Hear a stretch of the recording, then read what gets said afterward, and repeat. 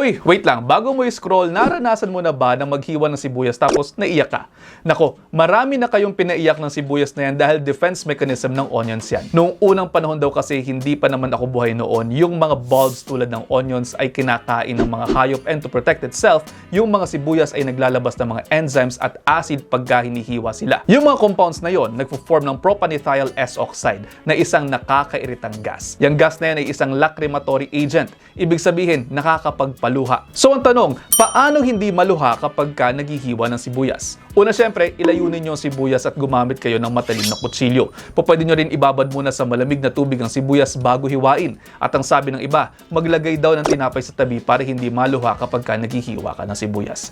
Try nyo na, tapos i-comment nyo down below kung effective at kung alin ang effective sa mga yan. At yun, almost 1 minute na to. I hope you're all 1 minute wiser. Pakipusuan kung may natutunan. See you next time. Ingat.